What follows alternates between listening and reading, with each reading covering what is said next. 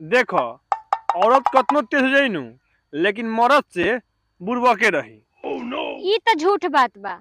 ये एकदम सच बात बा। ना एकदम झूठ बा।